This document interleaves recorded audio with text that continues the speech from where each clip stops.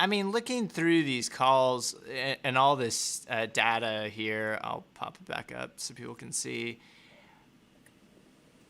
I mean, does anybody have an idea? I mean, you mentioned the 2018, 2019, like where, like they're pulling some of it. I mean, where is it? Can you tell what of this data is coming from the police and what of it's coming from just random federal numbers? The short answer is no, but probably more random federal numbers. Yeah. Um, and some of the numbers I don't. So, and I think I sent you this document, Nick. Yeah, I've got it pulled I up. mean, I sent a list of pretty specific questions nearly 4 weeks ago.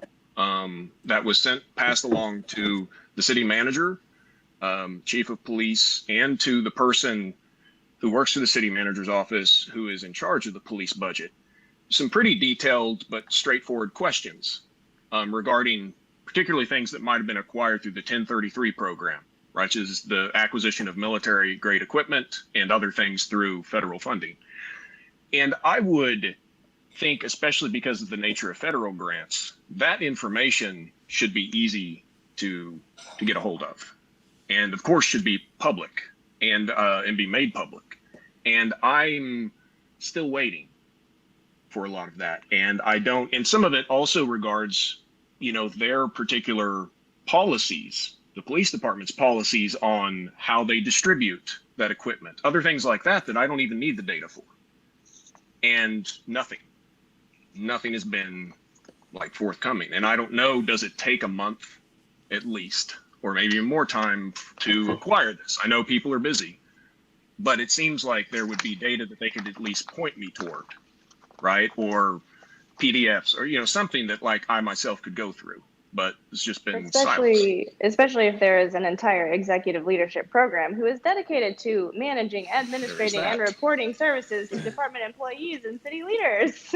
Right. Yeah. Exactly. I mean, one thing that's really confusing is they have a lot of stuff that they report per 100,000 resident. They change like how they report it. Like some of it's per capita, some of it's just total number. And so it makes it very hard to tell kind of what's serious and what's not, like what are the things that we need to be worried about? What are the things we don't? So, I mean, just looking through this thing, it's like, under special investigations, like, they don't have all that many crimes listed. Like, it's not very many. Anyway, but then there's other stuff where it's like, they have a pretty high number. Anyway, it just makes it very confusing how they kind of report this stuff. Well, and I'd like to point out real quick the with the gang related, Yeah. these sorts of things. You need to remember that this is pretty targeted, and very often they make use of federal agencies to sort of track this, right? So the FBI tracks what they consider to be the highest level of gang activity in various cities and things. And of course, this brings into it issues of inequality, certainly, in the way that especially Black youths are targeted. Right, it's a huge part of this. So they will keep information on you about whether or not you're associated with a gang, even though you haven't committed a crime. Even though what is that information? What does that count as? Right? How are they able to do that? How are they without? They keep a lot of this information stored in databases and other things that people are able to access within law enforcement, and it should be troublesome to people. Especially because of who it targets. Mm-hmm.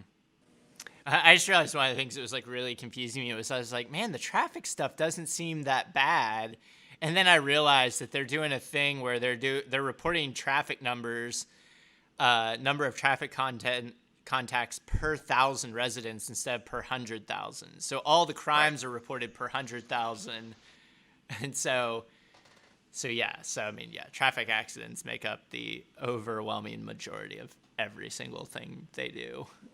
Mm-hmm. Now, one other thing I think we talked about that I want to bring up that I still am I am not sure about, which is what Oklahoma City is. And What do you mean by particularly that? like, well, so for instance, when we talk, I mean, I say I grew up in Oklahoma City. I graduated from Putnam City High School. Okay, original. Okay. So, but depending on the time of day and where I was right around the high school, it would be War Acres Police Department, which has its own budget, which has its own jurisdiction. Depending on, you know, if I was going to another place, you know, you might be Nichols Hills, might be Valley Brook, it might be the Village. So there are all of these police departments that have their own budgets that are in what people generally consider to be Oklahoma City, not even the metro, right? Metro area goes much further out.